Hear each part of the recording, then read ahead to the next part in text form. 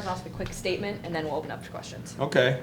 Well, we got 2 days in the books, and have enjoyed watching our guys in action after some football school stuff, but been impressed with their energy and enthusiasm and attention to detail so far, and we've thrown a lot at them, and they've responded pretty well. So just a great bunch of kids to work with right now. It's been fun. So you chose to step down as a head coach at Division II level to become offensive coordinator. What was the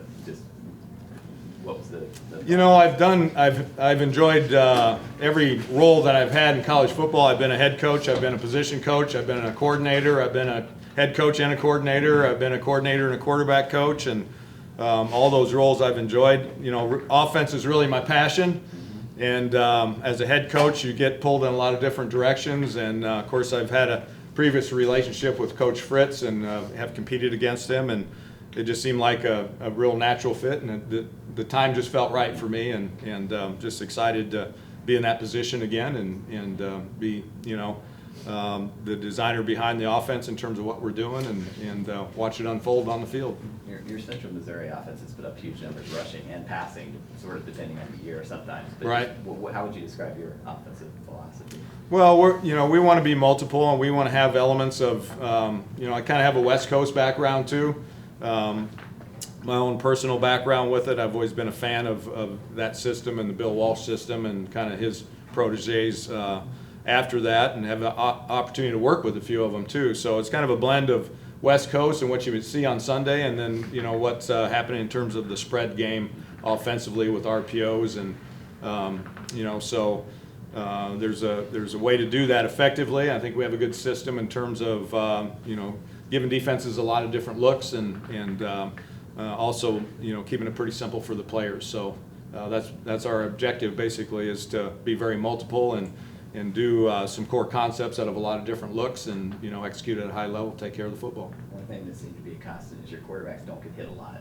How important is that to you, and is there anything specific? Well, you want to run the football and not get your quarterback hit fundamentally, but you know, having the right guy in that position, I think there's a knack to it. It's you know, anytime you're doing anything on offense, 11 players pretty much got to be doing the right thing at the right time, and of course, when, you know, protecting the quarterback is, you know, doing a good job up front, but it's also getting the ball out on time, knowing where your guys are, getting through your progressions, and, you know, your backs are also involved with protection. So it's you know, it's an intricate process, but you know, the main thing is that you do things in a timely fashion. Your thoughts on what you've seen from the personnel thus far? I think we have a lot of great depth at our skill spots. So we have a lot of, you know, we have a lot of options there in terms of what we're doing. We're actually doing more two-back stuff because of our personnel than I've done, you know, in recent history anyway. So we just looked at our running back room. We got a lot of outstanding players there. We got good depth at our receiver position. We have some outstanding tight ends. We're just not super deep at that position. So, you know, we're focusing on personnel groups that highlight what we have, you know, personnel-wise. What are your first impressions of Michael Pratt? He did get hit a lot last year, and some of them were when he was a little too aggressive. Okay, well, we can start there. He's tough. we know that. But I've been impressed with the whole quarterback room. But, of course, Michael has the most experience, and probably my differentiating factor in terms of quarterbacks that kind of stay at one level are guys that can continue to improve and take their game to another level, is their ability to process. And I think that he really picks things up fast, and he can, you know, the deciding factor with quarterbacks is that when it starts to go like this, the guys that can find the guys that are open are your good quarterbacks, and so he can process a lot and in a short amount of time, and so I think that's a great start. You said you praised the wide receivers last year. They weren't very productive as a group. Do you feel you got some newcomers, but do you feel like there's a lot of potential there? Yeah, I really do, and, you know, it's really early in the process, but I think that we got a really good skill set there, and we'll have the ability to spread the ball around. I think one thing that's been characteristic of the offenses I've had over the years is in a given game we might have 10, 12, 14 different guys catch passes, so we like to spread it around.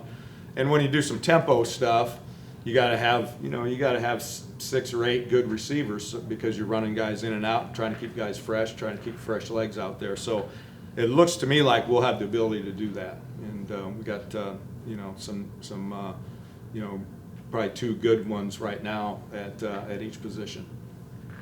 How much has the terminology changed for you? Because I know Willie had said he didn't want a huge wholesale change there because of all the changes that have already gone on in the last couple of years. Yeah, and that's the challenge, and that's what makes programs like Alabama impressive because they go through a lot of coordinators and it literally is like learning another language sometimes. I think ours is such that it's interconnected, so once you get the basics of it, you can kind of build from there. So we don't have a lot of exceptions to how we call things. And I think that's where it gets cumbersome and can get confusing for the players. So, we've simplified that basically with how we call plays. And so there's what you look at is some of the similarities between what I've done, what I do, and what they did effectively last year, and see if that's kind of a meeting point right there. So if we can do something that they've done and they've understood, we can probably do that within the framework of my offense. So we've tried to do some of that. I think the offensive linemen would agree they underachieved a little bit last year. What do you feel about that group? There's a fair amount of experience there. Yeah, I've been impressed with them. And typically your offensive line group are the guys that are the most self-motivated because they don't show up on the stat sheets, and typically if somebody's yelling, it's usually a negative thing with them. So we have some guys there that have that mentality. They kind of have that lunch pail mentality in terms of going to work every day. But I think they're really athletic, and so we're going to try to play into that with them and try to get people on the move a little bit with what we're doing with our running game.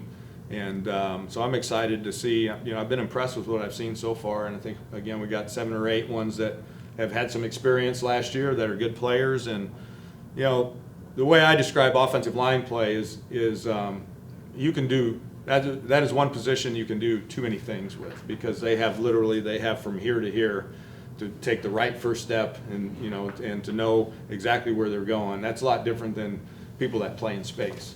And so we want to make sure that we are giving them the information that they can digest and then progress from there. Even though they're a smart group and all that, and we're at Tulane, we want to make sure that that you're, in terms of your installs and so forth, that you're building and you're not just throwing a bunch of stuff and see what sticks. And so what we've got in so far, I think they've really executed well. Any other questions for Coach? Thank you. Thanks.